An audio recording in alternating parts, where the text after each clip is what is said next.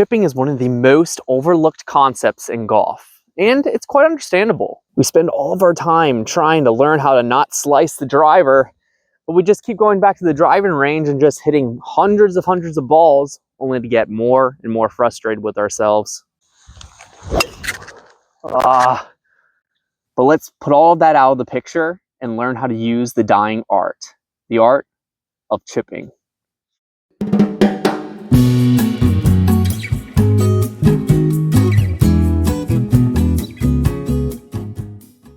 Step 1, the setup. So you hit a great iron shot, right? And we're about 20-25 foot from the hole. You would think you would be able to just lob it right in there. But we get so nervous about this part. Our muscles get all tense. We could use our putter if we wanted, but we want to look cool in front of our friends and get out the old 60-degree wedge. Get all lined up to the ball. And then when you think you're in the clear, you duff it or don't even hit the ball.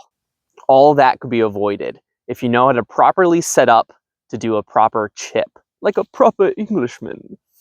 So what you're going to do is you're going to line up to the ball like you probably would normally do. The club behind the ball, of course, but the shaft, we want the shaft to lean in. You want a bit of a forward shaft lean, none of this straight shaft, because what that's going to do is either do a scolding or it's just going to duff it. So we want a little bit of a forward shaft lean. And then when you feel that forward shaft lean, you're going to feel your body moving a little bit this way. And that's exactly what we want to do next. We want to feel this sternum not lined up with the ball anymore. We want it in front of the ball a little bit. And you want to feel this leg. You want to feel like probably like 70% of your weight on that front leg. And this leg, it almost feels like you could just stand here like this. Not saying you should chip like this, but if you want to get the feeling of getting that weight shift, go ahead and do that. So yeah, just sit up to the ball here, forward shaft lean, then push that sternum forward.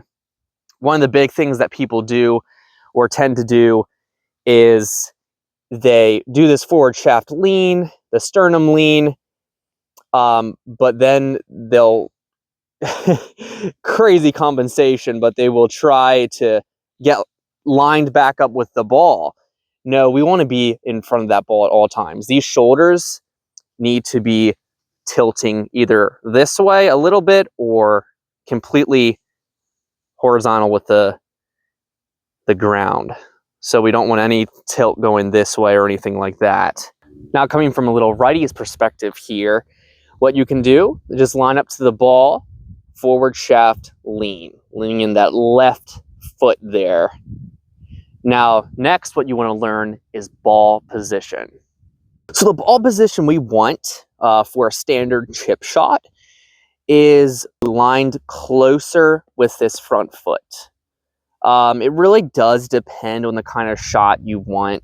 I find sometimes lining it more farther back can give me a little extra loft, and sometimes it doesn't though. But standardly, you want it a little bit closer to this front foot. So just above that middle plane there. The next step we need to learn is how to use the bounce.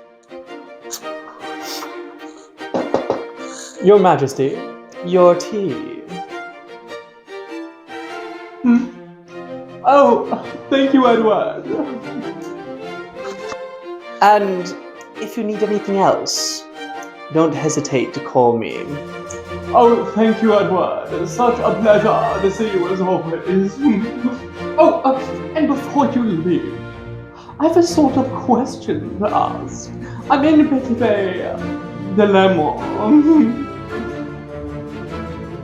Of course, Your Majesty. How can You see, I'm in a bit of a rut, is all. I've been trying to drink my tea to this little chip here. But whenever I do, I either scald myself and it goes across the green, or else, well, I doff it. So, I'm just wondering, how ever do you chip? Well, coming from me, Your Majesty, I would probably use the bounce. And no, Edward, I am a distinguished gentleman. How would I not know what a bounce was? Well, what was that? Well, it's quite simple, Your Majesty.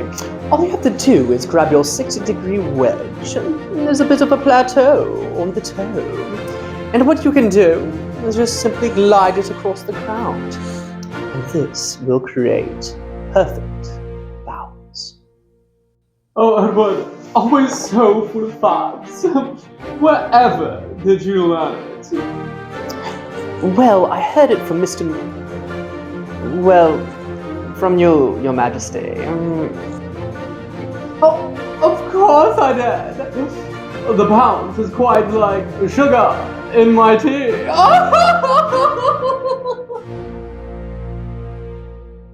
So we heard it from the prince himself. The bounce is tea with sugar. So what you want to do is get out your highest lofting club. I have a little 60-degree here. What you can do is get out a 58-degree, 52-degree even. They all work, but what you want to see is this plateau. So it's this little lip here on the bottom of your club. And that is the degree of bounce that you're going to have. Now mine's a 60-degree with a 10-degree bounce. You should be able to see that on the bottom of your club as well. Now the point of the bounce on the club is so you can glide on the grass. We don't want the club going into the grass and duffing. We want it to be able to glide freely across, kind of like you're painting the grass with the club. Now, a great way to get this feeling is go into your house, get a carpet, or even on the tile. And what you can do is just forward shaft lean and learn how to get that painting motion. Feel like you're painting the ground. Lastly, we need to learn how to swing the club itself. Forward shaft lean, the shoulder lean, the weight on this front foot. Now we put it all together and use the bounce. So what you're going to do is instead of doing a big swing like we would do with a long iron or the driver where you're coming down and then whipping your hands through, what you're going to do is with this forward shaft lean, you're just going to bring it back a little ways and not have much break in the wrists. We do want a little tiny bit of break though, because if you get all stiff, then you're just going to duff it all day. So you want just the slightest bit of freedom in those wrists, but you want to feel it go straight back and then straight through. Now, I'm not a huge critic on how you really take the club back, but we definitely don't want too much out here and we don't want too much in. But you can feel a little bit more free in the taking back position. Some people really like it straight back. Some people like a little bit of an arc here. I tend to like that a little more because it feels more natural to the body, and that's what we want in golf. We want everything to feel very natural. But straight back, straight through is typically the straightest chip that you can make. Sometimes I like to take it a little more so I can give it a little more of a drawing motion. So when it hits the green, it kind of moves to the right a little bit. Now you as a lefty, or I'm sorry, a righty, you would see that break a little left. But it really all depends on how you want to approach the green for this position. But straight back and straight through is the best way. So just see that right here, straight back, straight through. You see that just break really nicely right next to the hole. All right, probably my best tip I can give when it comes to making a good chip shot is the follow through. Now, I'm not really huge into the follow through. You'll see in some of my other videos on my big shots, my follow through usually ends fairly quickly. I'm not saying that's something you should probably do. It probably isn't, but it's just the kind of person I am. But when it comes to chipping, I want to really feel this follow through. And this follow through you want to feel is like there's a board right down your arm. You don't want any break here. You want it to be flat. It's almost like you could take a board and just lay it on your arm. You want to feel that in the follow through.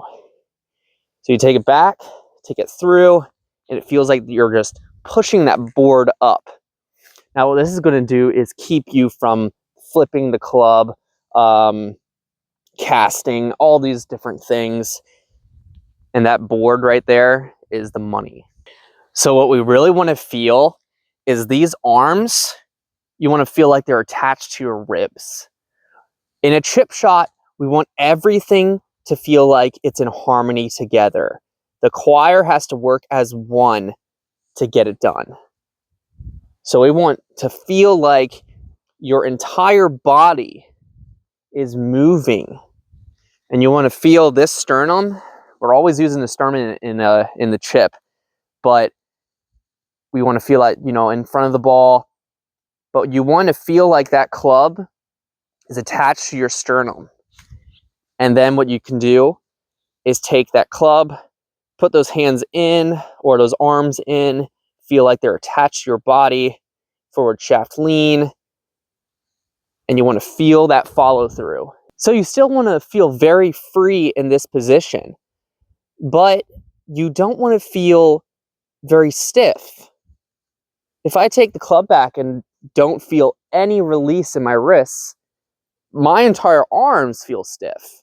It's like a pendulum, like a grandfather clock, swaying back and forth. And really the biggest thing is to feel like your body is constantly moving. Because what we do a lot, and this is what I do a lot, is I get close to the ball, I look at the flag like 450 times, and then I take the shot. And I wonder why I'm hitting the ground. But the entire time I'm standing there looking at the flag, looking at the ball, looking at the flag, my knees and my body weight are sinking into the ground. It's like you're in quicksand. You don't want to stay in the quicksand. So what you want to do is just look at the flag and feel like you're a PGA professional. Feel like you have a little kind of like a swag in your stance. Line up to that ball, look at that flag, come in, and take the shot. Now that was a little farther than it should have been, but I felt so good hitting that ball. Just keep doing that over and over again until you feel confident enough to be a pro. So that was nice right there. Just stay confident and stay very positive. That's a huge part too. Now I just want to give a thanks to the Woods Resort of Hedgesville, West Virginia for allowing me to come here and have the privilege of filming these YouTube videos. And you should all come out here and play sometime. It's a beautiful course.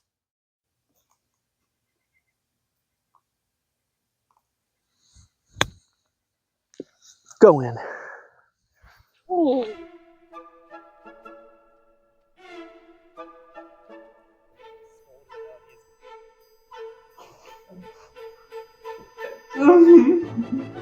Grandfather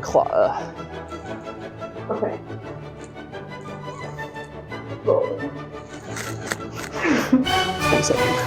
have a pitching wedge. You can get that out to, no, you can't. I'm gonna do it.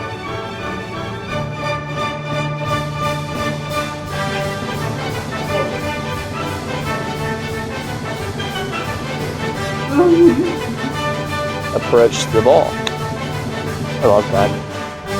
Yes. Don't hesitate.